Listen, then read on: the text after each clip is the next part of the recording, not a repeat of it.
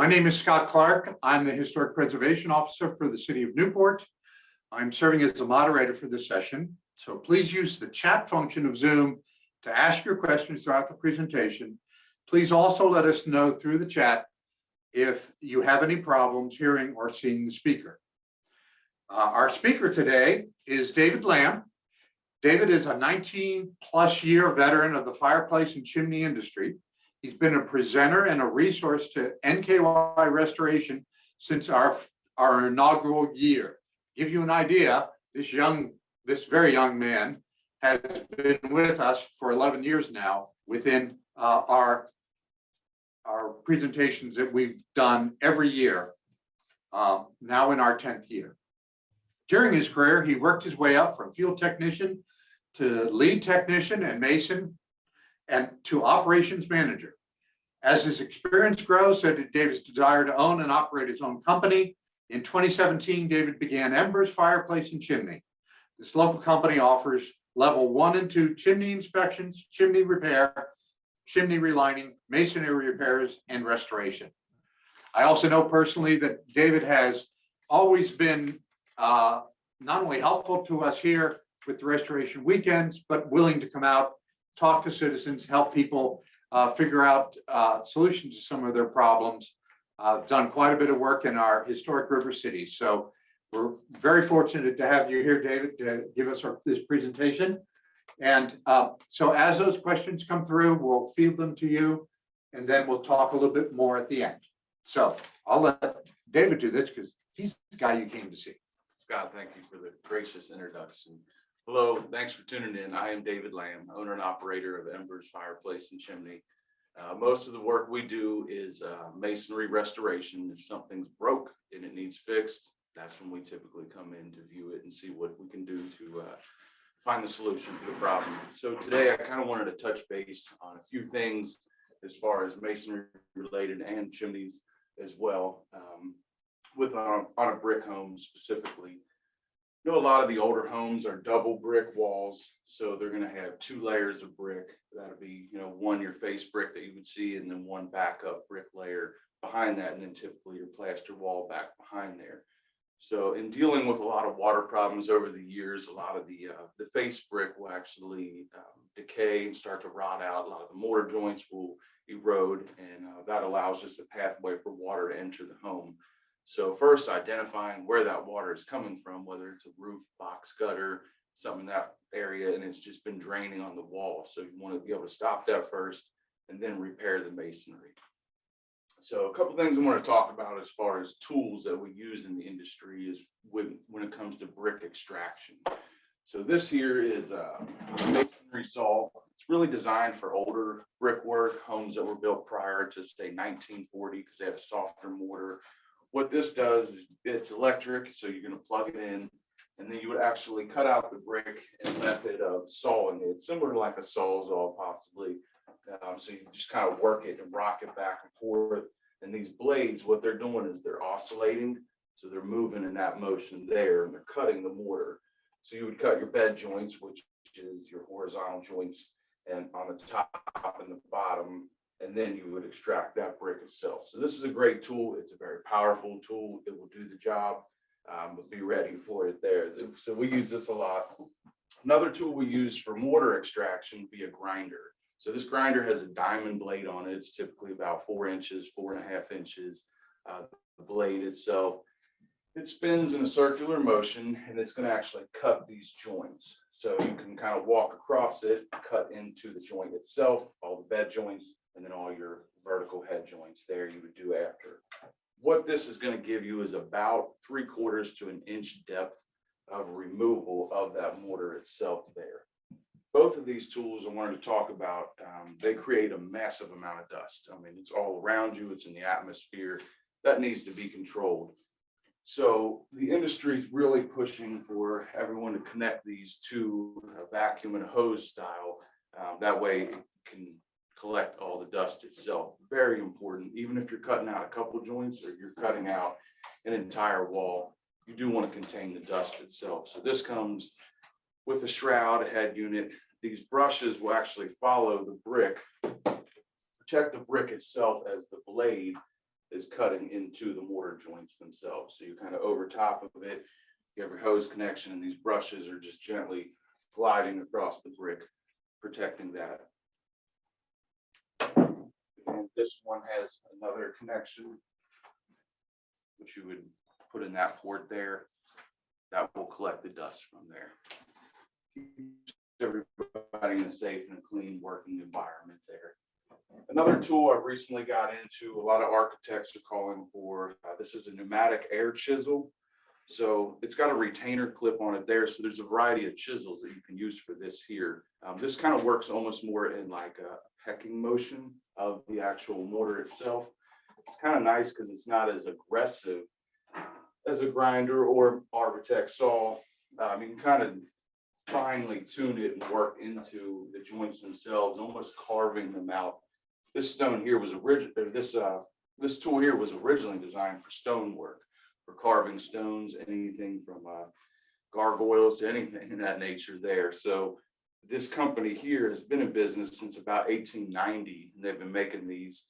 Who would have thought that long ago they had this? But I just came across this a couple years ago and really enjoy this tool. And it's not nearly as invasive, and you won't do as much damage to surrounding bricks like some other tools. These can get almost uncontrollable on you. They can get pretty wild if you don't keep a good grip on them, where this is a little bit easier because you can kind of fine tune it there.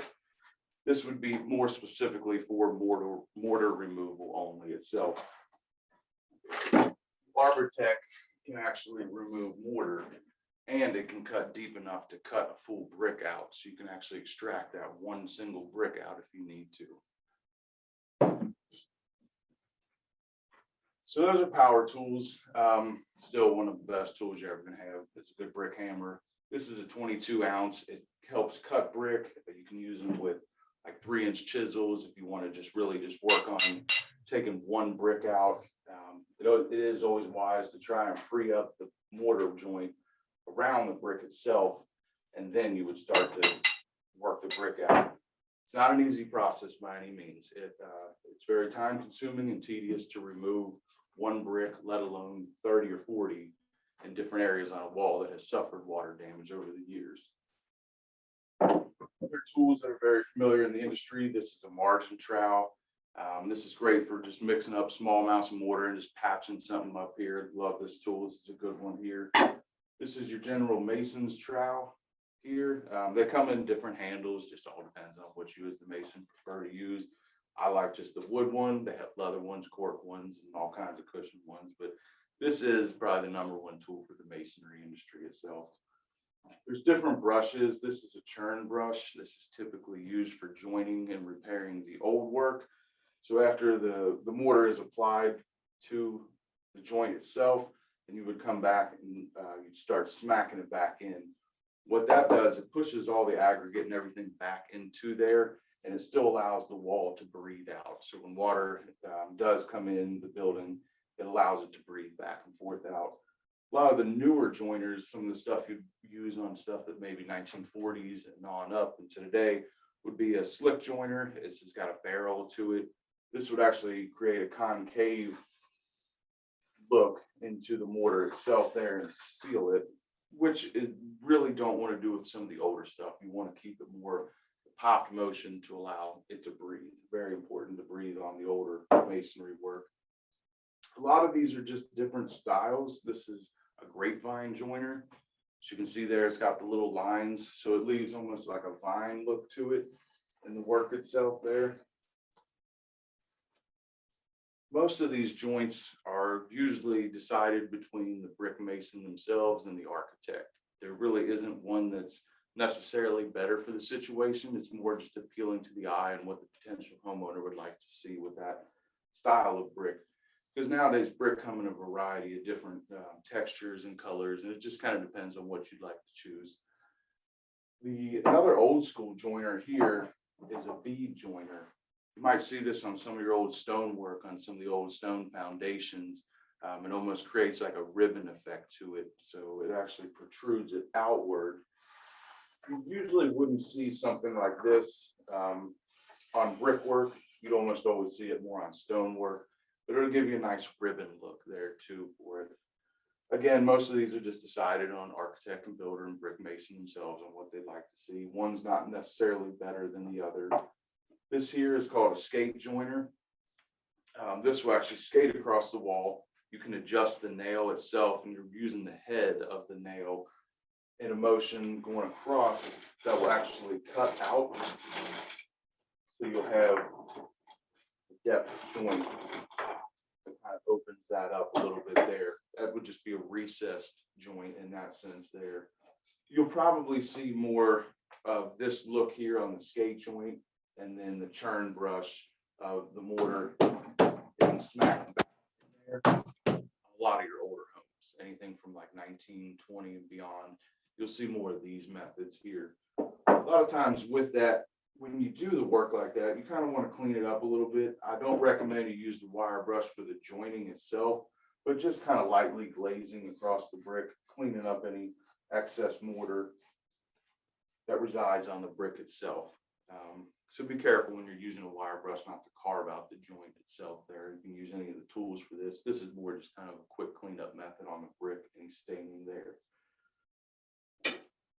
So when we talk about the different mortars and what to use, so there's a lot of different recipes, and there's a big difference between the old school and the new school, which primarily happened in about 1930, 1940 and beyond. They use a lot of Portland cement in mortars from that era up until today, where the old school mortars was more heavy lime based, hydraulic lime, anything that had crushed seashells in it, heavy sand aggregate to it, and a lot of lime, and that would kind of lock it all together. Today, most mortars you'll find consist of a hydrated lime. If you use just hydrated lime and sand, it'll never technically set off. That's where the Portland cement comes in to actually bind it together and set it to make it hard. If you were to just use hydrated lime and sand, with the weathering over years, that would just wash out because there is no lock binder like a Portland cement. However, when you're working with older homes, you don't want to go heavy on the Portland cement, because what that can do, it'll actually, the mortar becomes stronger than the brick unit itself. What happens when it does receive water, it almost choke holds the brick, and then now the water exits through the brick instead of what was intended to exit through the mortar joint. That's where you'll get a lot of spalling of brick. And that can happen just from repairs. Maybe the repair was done in 1985, that repair was done. They used too strong of a mortar, and then now you're seeing the results of that chokehold that mortar's been into, and you'll start seeing the brick faces popping off. Typically, it's not a real structural issue because that brick is still 4 inches thick, but you are losing the face of it there because it can't extract that water out. That moisture is trapped in the brick, and then with wintertime, you get the freeze thaw effect there. That's what happens with brick spalling. It can be unsightly to the eye. It's doing damage to the building. So it is important to ask the company that you hire for the repair, or you're doing it yourself, what kind of mortars are you using? I mean, you can refer to Scott Clark himself and ask him, what is the recipe for my area? You know what I mean? Which is important. You want to kind of at least mimic what it was of like and kind. There are different companies out there. Limeworks is one that's in Chicago, and if you can actually pull some mortar out, put it in a Ziploc bag, you can mail it to them, and they'll kind of break it apart, dissect it almost, and really see, what kind of aggregates were in there, what kind of sands, if there was any oysters or seashells, anything, crushed limestone in that sense. And they can really get it down to a science, and they can actually make you that type of mortar and then send it to you. It can come through UPS in small 40, 50, 60 pound bags, which is pretty convenient when you're doing specific work. In general, though, if you're just trying to compare a wall to what it was and to what you need to kind of put it back to, we use a low strength mortar on most older homes, and you'll find that to be more of a type O mortar. So that's usually like a 1 part Portland, 2 parts hydrated lime, and then about 9 parts sand. That's roughly the mixture in that sense there. So it is important to kind of narrow that down and really figure out what's the best mortar that I won't do future damage to my home. With that being said, a lot of these companies out there will make mortar dies, So you want to be careful when you're mixing up mortar that it's not just the basic gray mortar. That can turn to be a pretty gray white, almost like a brilliant color, which this is just really more cosmetics. But when you're driving by something and you see that, it's going to look pretty rough if you put a brand new bright mortar in comparison to more of an older gray mortar like that. So there are different colors. And this is nice because you can kind of compare walls and see different samples, what might work here. There's all kinds of different colors. Some mortars are more of a buff color. You might use, more of a buff like that. Then there's some dark ones that have just had soot pollution over the years, coal fireplaces in that neighborhood that just burned and burned, and all that smoke kind of stained neighboring homes there. So maybe you want to use more of a darker one, or something like this, like black. Most of these mortars will come in bags, and you can mix them up with different. I like to use just some basic teaspoon stuff here, different measuring cups. So if I were to mix up a bucket of mortar, if you took a typical 5-gallon bucket of mortar there, you might want to put about a cup of mortar dye inside there. A lot of jobs will test samples on. I might make up 3 or 4 different samples, pull the homeowner over the following day after it starts drying and ask them, which one do you think? This is my opinion would be sample number 1. I think it's going to blend in best, but maybe your eyes see sample 2. So sometimes you do have to do some experimental work just so you're familiar with what the end result product is going to look like. It's very difficult to make brand new work look 100+ years old. That has a lot to do with just making things change, like using the right mortar dyes, using the right tooling for the job itself, and the different aggregates that you can mix in with the mortars themselves. That will help give all the appearance that it's not a brand new repair and it's aged in and blends well with the home itself. Again, different companies will make different mortar samples. So I like to use this and go up to a lot of jobs. If I decide that I'm going to use this specific brand of mortar, I'll pull again the homeowner in and see, which color do you like? Do you like this more buff one? I think we're leaning a little too yellow, so let's lean more towards the gray side. Maybe go more with a color like that there. So again, test samples do help. They're very time consuming, but they do help for the end result product to really see and be pleased, to the eye.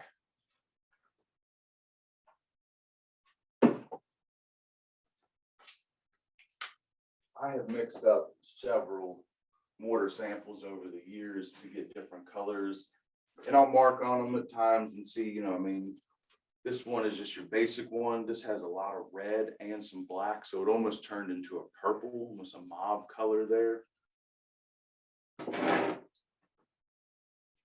So David, if I may, so there's a question about just this, about color selection. Do you frequently do like test samples to try and see? Yes, I think test samples are very important, and they can be time consuming, but again, if you're really going for something that will visually be seen, maybe a back wall wouldn't matter that much to you and you just want it fixed up and you're not all that concerned about it. However, if you took a chimney that stood up in the air and you're going to see it every time driving down the road, it is very important to try and match that. You don't want it to look brand new and stand out. So again, these are just different colors, you know what I mean? So if I were to come up to the wall and try and see, are we leaning more towards a buff? Is it more of a mauve? Is it just, your basic blend of white there? And then even this gray one here. So if I had if this was the existing wall, we're trying to match up, those 3 are out right away. So then I started leaning more towards, all right, this gray seems to match up pretty well with this. So this is a sample that I've made up over the years. I write my recipe on there of how much mortar I used, how much mortar dye I used. If I use a cup of this, and then maybe I use a teaspoon of this, the red, to try and get different colors. So experimental work that will be thrown out is fine. That way for the end result product, you're pleased with it, and so is the homeowner.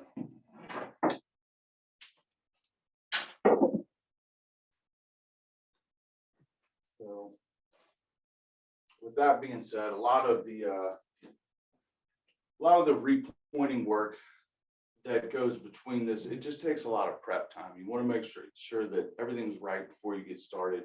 And like any project, you don't want to just rush into it. You want to prep. So this goes back to removal of the mortar joints themselves. You get everything cleaned out. I like to take the vacuum after I'm done, take it off the tool and actually vacuum out the mortar joints. You're just removing all that dust there. And then it's very important to take like a pump up tank sprayer or even a water hose and really dampen that wall quite a bit. Some need saturated, some just need dampened. It depends on the brick itself. But you don't want to mix up mortar and just start repointing it away into an old masonry structure. That water will be sucked out so fast out of the mortar and it'll cause the mortar to dry in too fast of a time there. I got a little bit of mortar mixed up. I wanted to show some of the methods of repointing itself.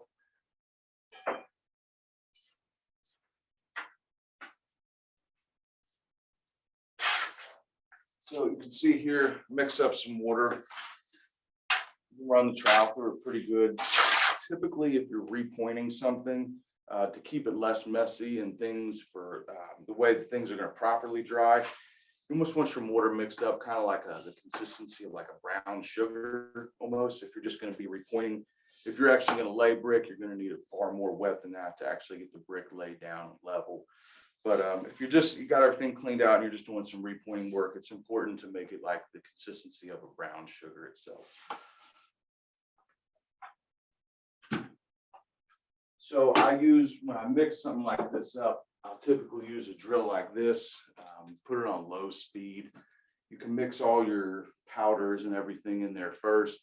You can dry run it with an auger bit like this. So you actually see if you split a bag of mortar and you didn't touch one bag or one part of it and the other you did and you pre-mixed it, then you can actually start seeing about what this color will be before you even add water to it. So I would use the drill, put it in there. It's just on a low speed.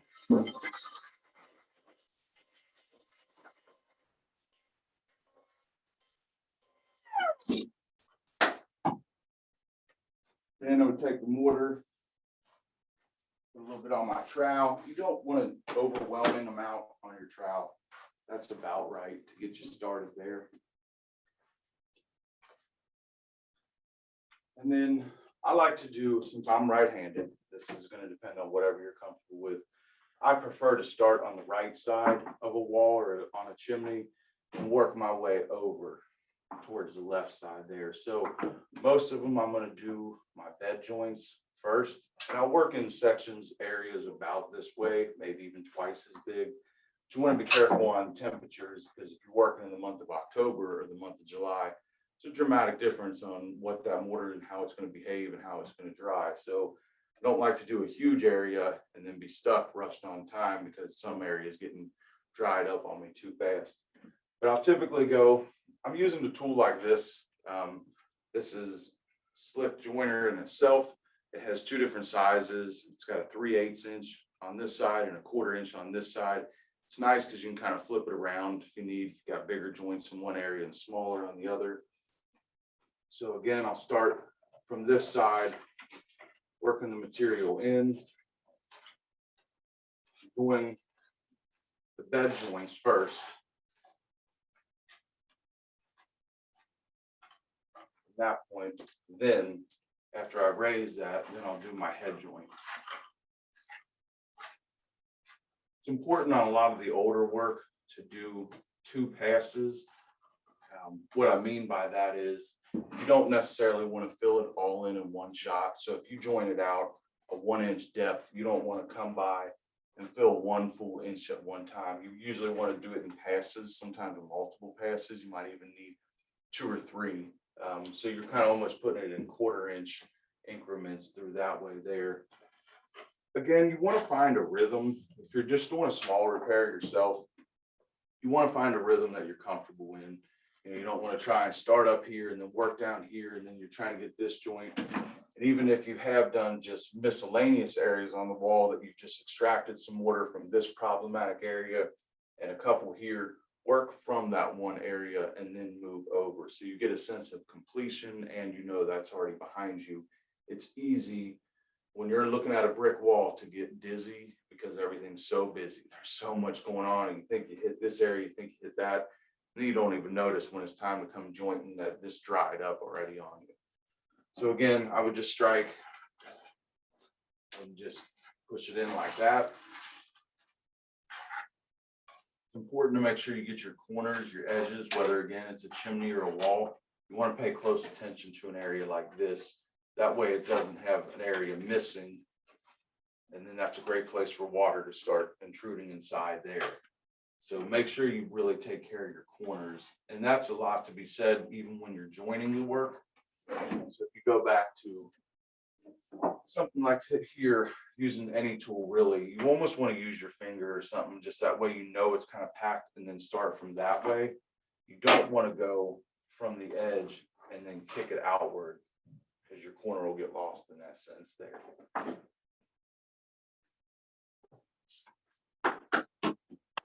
And enough that's workable for yourself. You want to make sure your trowel is not fully loaded, and then you're struggling, hurting your wrist trying to do that, lift it up. I generally like to work in an area, whether you're working on a ladder, on scaffolding. If you're doing a big project, you should almost be using scaffolding. That way it puts you at a range constantly between your belt loop and your shoulders there. That kind of puts you right there to work. You can kind of look down into the work itself, and then you can kind of just glide through it. And that goes for even the extraction part or the replacement part. You don't want to be bent over trying to cut out a brick because you're over top of it. You want to be at that level itself of the brick, so you can really see. That way, when you're using any of the power tools, you're not cutting into the brick themselves and doing more damage to the area. This is your best comfortable area to work in when you're doing brick and mortar repair. So there's one question that came through, and I realized we are talking about brick, but people have asked, is the same technique used if you are tuck pointing stone? Yes, it absolutely can be. There's not going to be much of a difference of the method itself there and how you would do it. Again, the extraction of the damaged stone itself or the mortar that's holding the stone in place, you really want to do a good job of removing that. Too many times I've seen where the joint, maybe it looks kind of like that, and instead of actually using a tool or a hammer, chisel, anything, and removing that mortar, a lot of people will just kind of go over that, and you're putting a good product over a bad area. You know what I mean? Like anything in life, prep has so much to do with it. So really making sure that you removed all that mortar out of there, and you pulled that out, you've cleaned it, you prepped it, you dampen it so it can actually, have the good suction to it. Then you would go back and repoint it. But as far as brick and stone go, pretty much going to be about the same method for the repair in itself there. So one of the questions too is earlier when you were talking about different mortars for different ages of brick, are there also different techniques that are used? Do you strike it differently? Do you? Yeah, that brings me back to this churn brush is pretty important. So what this does, instead of giving you a nice joint like the grapevine joint, which is a nice look to it, it's not. This is a far more modern joint. So you want to keep it. You want to really, the breathability of the older buildings is very important. Nowadays, our method is to stop water entry. So that's where you'll use a joiner like this, like a slick round barrel joiner, because you're trying to seal it. You don't want the water to enter through. Where the older buildings, they appreciated that things were going to get damp and things were going to, water was going to enter at some point, but it was important that it could breathe out. So they didn't have what we have today is a lot of flashings, rubber and tape all around windows and doors, things of that nature around your angle irons. They didn't have that. So they knew that they would receive some moisture, but it was important that that moisture could exit the building as well. With that being said, speaking of moisture, I want to talk about chimneys real quick. So a lot of older homes won't have clay flue liners, and that's the piece that the chimney cap's actually sitting on. That liner is just made up of brick itself, and they'll actually take the brick, and they're just building a square. So you have just this brick square running through the old chimney.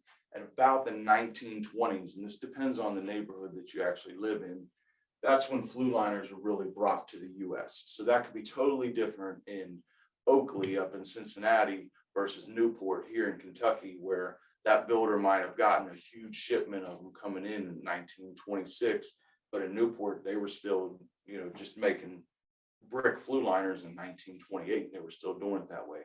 That really depends there on if you have a clay flue liner, which is different than the decorative clay capitals. That was just kind of the gem on the crown. Once you built the home and the chimney itself, and you put the stone top on, you'd get one of those decorative clay pots. They're very beautiful. You don't see many of them produced now or even made, but that was, like I said, the gem on the crown. You'd almost put that on there. That was only one piece of flue liner. That chimney was still unlined. Which brings me back to that chimney being unlined for, let's say your home's 113 years old and you're receiving a lot of moisture. You think maybe just my chimney's decaying from the outside. The rain, the snow, anything is attacking it that way. Or maybe you even think your flashing's bad, and where the roof and the chimney intersect, that metal flashing there. A lot of times that's not even the case. That chimney's still in pretty reasonably good shape, defending moisture, snow, rain, sleet from inside the home. What's going on is the moisture that chimney is taken is from internal areas like your water heater or your furnace, which is located down in the basement. So as those hot gases come up and start climbing up that old chimney, what it's doing is it's being soaked to the walls itself. The walls kind of soak in the moisture. So it starts condensating, and you think, this is happening up in my second floor bedroom. We've had the flashing repaired. Maybe the flashing didn't go right. Maybe there's still a leak, and that's not even the issue. A lot of times this gets bypassed without even anybody entering the home and looking down at the appliances in the basement and saying, your furnace is creating a lot of moisture, a lot of BTUs of heat trying to go up that old chimney. In the wall, it's bleeding through because it's an unlined chimney. So if you have a lining system, or even if you don't have a lining system, a lot of times we can come in and actually reline it. And that would be putting possibly a flexible stainless steel pipe through that chimney itself. So that chimney might not be a straight shot 30, 40 feet from the top of the roof line all the way down into the basement. It might go down and kind of curve over. That's where this type of liner is very important, because it has flexibility to it. So it'll get you through the bend itself. Or even if you had maybe a water heater down there and a fireplace upstairs, this can bend around and then they can both run parallel.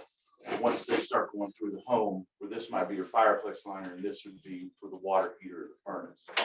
That's where you'll see with chimneys, they'll sometimes have multiple holes in them. If you look down the chimney, you see 3 of them, and think, what would that be used for? We only have a water heater. A lot of times, if you unburied a wall, if you took off plaster or drywall, you might find in that room that there was an old fireplace. Or you might even find a hole in the upstairs bedroom where there's like a pie-shaped pan there, where there would have probably been like an old wood stove, like a potbelly stove that had the black pipe kind of coming off the stove itself and then running into the wall. So that flue itself would no longer be servicing anything, and it does need to be closed off. But again, that leads me to the point where I was talking about with the water issues. A lot of times it's not always rain and snow. It's not, it's not from the outside atmosphere. It's from things that are going on in the home itself. And chimneys they take the brunt of all the weather. When you have 4 sides plus the top, you're talking about 5 major areas that can take on water. And it very well could be from age and rain and snow. But there's always that other factor of, is this chimney still being used? And most people aren't even aware of it until, I'm like, let's go down the basement and just take a look. And they're like, what's down there? I don't have a fireplace. And I'm not looking for the fireplace. I'm looking for an existing flue that would still be in operation today. Wanted to talk about, with a lot of older homes, I know there's a style a lot of people are into nowadays where they can, you can remove the plaster and expose a wall. What that does, that creates a beautiful look. I like it. It appreciates the yesteryears of the home itself, and it gives a nice accent to a certain room or a certain hallway, With that being said, you'll find that that was the backup brick. So that was more of an orange, softer burn brick. It didn't spend enough time by the kiln itself in comparison to one of these deeper ones. You know what I mean? A brick of that nature. This would have typically been on the outside of the home. This would have been the interior wall. And then where my thumb is, that's the plaster wall. So you remove the plaster, and now you're down to here. Well, what do you do from that point? At that point, we'll come in and, you know, assess the situation, see what kind of surrounding walls we got buttoned up to this one accent wall. Being that it's a softer brick, you don't want to sit there and vacuum it once a week from all the fine dust that keeps coming off of it. So once you've cleaned the wall and prepped, again, you've prepped everything, you might dampen it down with water a few times, you might run a vacuum through that area. Then there's different sealers that we'll use, and they're almost like acrylic sealers. It's almost in comparison to like a polyurethane floor. How shiny do you want that floor? How shiny do you want that wall? The shinier that wall is, the better it'll encapsulate and lock in the dust. But I lean more towards putting 1, 2, or maybe 3 coats on that wall of like an acrylic sealer. That way it has more of a matte look finish versus a high sheen. But again, it depends on what you're actually looking for. I just lean more towards a matted finish like that. That way the job's still getting done, still locking in all the dust and dirt debris, so you're not sitting there vacuuming the floor base, you know, once a week in that sense there. With So this, yes. Matt, so a question about that with the sealers, what about the sealing on the outside of brick that's either been painted or hasn't been painted or has been exposed? So the only difference from 20 years ago till today is the improvements of water repellents and water sealers. You want to avoid on the outside of a home a water sealer. That term can loosely be thrown around, but what you really want to look for is a breathable product. You know, that way you're not almost putting a plastic bag over the wall, because that's what a sealer will do. It'll kind of lock in everything. Where if you use a water repellent, it's inevitable if it rains for 3 days and it rains hard that some of that wall is wet. But for the last 3 days that it's rained heavy, that repellent has actually repelled water against the surface. So you might only be getting 20, maybe 25% moisture coming in, but 75% of that wall is repelling the water itself. A good water repellent on an exposed surface like a chimney, a wing wall, or just a troublesome wall where water comes in should generally last about 8 or 9 years. You can easily test that with just taking a water hose and just squirting it on the untreated surfaces and then versus the treated surfaces. You'll still see it. Is it beating up and running down the wall, or is it just soaking it all in? You have this damp look there. So that's a good one there. I always recommend look for the more higher end, top shelf water repellents. It's better to invest some money in, you know, to buy a good high end product than buy something that you might be putting on every 2-3 years. So of the different types of bricks that we've talked about, the older bricks and the newer bricks, is there any difference from a sealing standpoint, or is that all pretty much the same? That's pretty much the same for the most part. In general, you know, that the brick is going to act like a sponge. It will take in some moisture itself, but you don't want the thing saturated. And then over the years, that goes on, and it just keeps on decaying the masonry structure itself. So it is important. I'm not real big into recommending that you waterproof your whole home. Mine is, where's the problematic areas? So that chimney stands out there alone. Again, it's taking all kinds of moisture and everything. That would be an area that I would recommend have a water repellent on it. Your whole home, I doubt that your whole home is getting saturated every time it rains.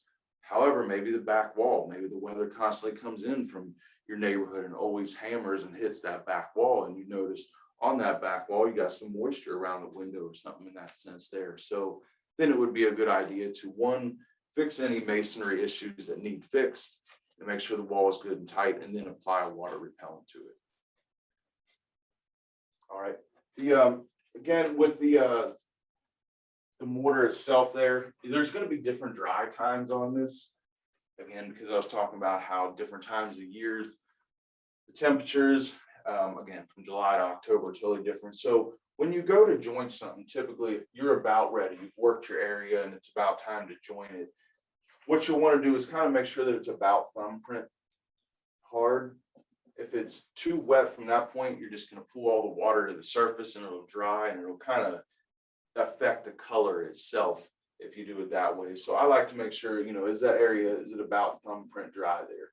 If it is, I'm gonna be honest with you folks, this is probably one of my #1 joining tools here. It's an old piece of wood. I've got about 20 different ones. I like the oak wood. I like to use it as kind of as a preliminary joining tool there. What it does, the old wood will actually pull some of the aggregate out. So you have more of a weathered look already than that slick, clean finish. I like using a piece of wood. It also takes the moisture. If this area is too wet and this area is kind of hardening it up, it almost evens it out.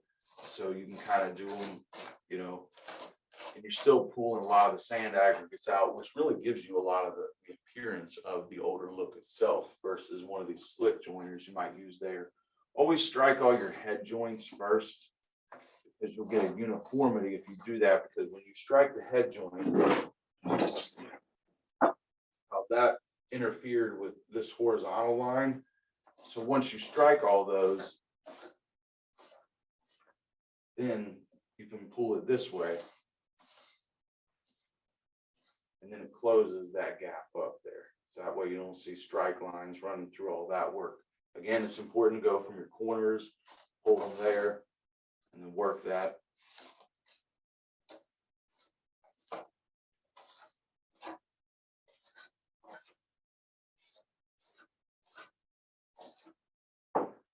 The wire brush, I do like this. Again, like I said, you want to be careful. This is not your joining tool. What this is doing, you see the access mortar on this brick here and this brick here, it just kind of cleans it up a little bit and knock it off there. So then it shrinks that joint down to what its size is actually supposed to be versus it looking to be 3/4 of an inch thick when it shouldn't be that thick there. So this kind of helps clean it up, gives it a little bit more of a professional look when it's all said and done. Some of the work may need washed. It depends on the nature of the brick, the mortar, and how clean you actually were the whole time you repointed it. You come back 2, 3, 4 days later and that thing might just look, wow. You see a lot of just excess mortar everywhere. That's okay if that's the case. There's a lot of different brick cleaners you can use. They all really derive from actual just acid itself, muriatic acid. I'm not a big fan of that. The masonry industry has really moved away from that being the main ingredient, and now they've really used more detergents and cleaners like that. So it's not as harsh on a brick, because muriatic acid is hard to equate out. You put too much in there and then you're actually eating away at the masonry itself versus just cleaning it up. So there's a lot of different brick cleaners. You do want to look into what you're actually using, and even if the job calls for it. And then there's that appropriate time to wash that wall.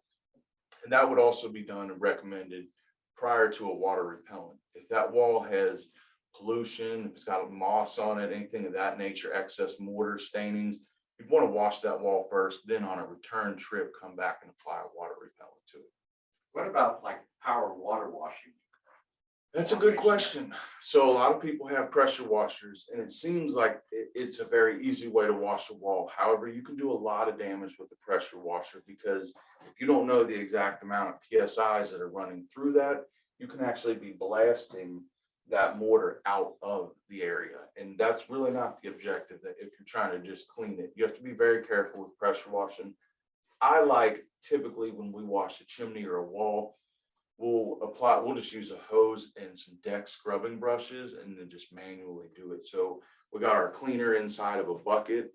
We'll spray the whole wall down itself and dip the brush inside there, take it to the wall and just start scrubbing it. I'm not against pressure washers. I'm just leery of them, because I think a lot of people will crank that baby up and then you're actually cutting the brick, cutting the mortar. You might be driving water and salts back into the home, almost doing more damage, and you think you're there cleaning it up. So a lot of that has to do with how much pressure. Yes. And would you say that that's really something that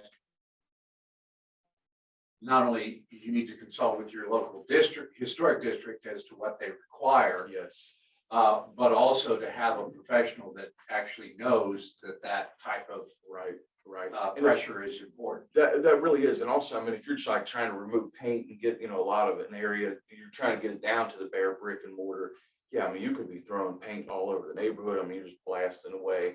I think a regular water hose, your typical garden hose, the nice nozzle on it gives you enough pressure and allows enough water to get on the wall for you to do it manually. It is harder to do it manually, when you're trying to cover a large square area, and you're sitting there washing it, but I think it's a lot better for the structure itself. So David, we had a question back when you were talking about bricks, and it's basically a two-part question, but I'll start with the question that was sent to us. So they just bought a circa 1870s house and found a lot of soft orange bricks in the backyard and in the basement. It crumbles to the touch. When closing the back door, orange dust falls to the threshold. Should I be worried that the same brick is throughout the house and is also crumbling? You might have to do some test areas that you might have to open up and see. Again, this is what I was talking about with the orange brick. So when they were baking these brick, they made them in trays basically. They'd fill that clay up in those trays, dump those trays, and then take those brick and put them by a fire. That fire might have been burning for 3, 4, 5 months at a time. Somebody's constantly just moving, piles of brick closer and closer. These were always the ones, these orange ones were further away from the fire. The more red you got, they were closer to the fire itself. That's why nothing was to waste, but this would have been for the interior. So there can be decay that happens in some of these orange ones themselves, just because by nature, they were just never fired at a high temperature like this brick here. So that can cause that dusting and that powdering. A lot of damage to bricks happens within the front of it, which leads me to say that a lot of it's only cosmetic. It's not structural. If you have large cracks running through your building, that's a structural issue. If you have decay, that's a different area altogether of what can you do.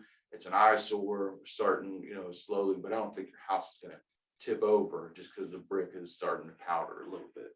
But so one of the things is the orange softer bricks you don't really want to use on an exterior application. Correct. You don't want to use the orange ones on exterior. So you can still get these. There's bricks are still like this are still available through different brick yards. But if you're going to do the inside of your kitchen and you still want the exposed brick, that's fine. Then go for the more orange ones like this. Be selective if you're going to be putting these on the outside of the home. Because if not, if you start jumbling all these together, 4 or 5 years from now, this brick's going to decay because it was never designed to be on the exterior of the home. So that also brings us, and we're going to be wrapping up here in just a minute, but that also brings us to a question about when you talked a little bit about the firing of the brick and how it's different. Yes. Tell us at what point and the importance of identifying the different bricks for modern versus older bricks and what that line of demarcation actually is. Okay, that's a great question. So these were all handmade, generally on site, maybe within a block of where your home was built at. The new bricks today, once the Industrial Revolution really came around, they started mass producing bricks. So you weren't outside just baking brick. They were being done in a factory, in a plant. So that would be the difference between the old school brick that was made on site and the new school brick that are made in a factory, in a plant there. That's also the line that was kind of drawn between mortars, where mortar became a lot harder because you could use a brick that was fired at a much higher temperature. Hence why we have like sky rise and buildings downtown all over, because if you use a harder brick, a harder strength mortar, you can build it a lot taller in that sense. That when you start mixing and matching these two, you got to be careful, of the strengths of mortar that you're using for an old school brick versus a new school brick. Most of the new school brick from say 1930 on are going to have holes in them and generally be a little bit smaller. So these brick are all like 8 inches, 8 1/4. That's some of the biggest ones.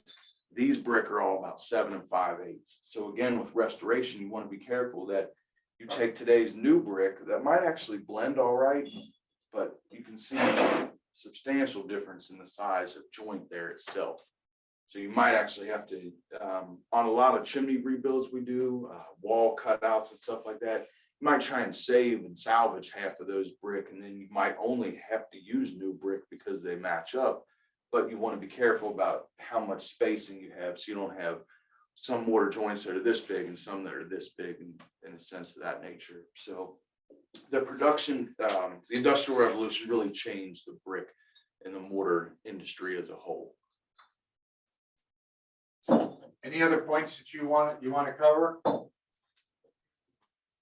I think I've touched base unless somebody else has one last question. Just do me a favor then and point out the bricks that we talked about, the ones right there on the top shelf with the dog print on it. Okay, so these brick came from a habitat home, large portion of a wall we were removing.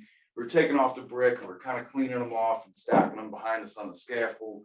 And then lo and behold, I found this one and I was like, this is amazing. You gotta be kidding me. So my thought was, there's a couple people out there baking brick. And it must have been a dog or something that they had on site. Somebody brought their dog to work, or even just a neighborhood stray dog. But he stepped in it and you can see the imprints, probably a pretty large dog. Maybe I'd like to believe it was my old chocolate Labrador. But so, and it actually squished the brick out itself, and when it dried, you know, that it's still, nothing was to waste. You would still use that brick, it's fine. But it's cool, it's because it's almost like an artifact now to see something like that. And I was impressed that I found this, and on a second habitat job, just a few months later, did the same thing, taking off brick, pulling them, putting them on the scaffold, and then I found this one. So a much smaller little dog. Yeah. So it was cool how to see two total different jobs in two different parts of town, where there was dogs walking around where they were baking hundreds and thousands of brick and putting them all by the fire and everything, and just the little pests that they had still running around the neighborhood. And you can almost hear the guy saying, "Hey, get out of there, get out of there," you know, exactly. chasing the dog off there. So I kind of kept these as memorabilia. I like them. They're pretty neat. Great. Well, David, thank you very much. Thank you. David Lamb, I your appreciate company's it. name is Embers. Embers, Fireplace, and Chimney. A very good, oh, I'm sorry.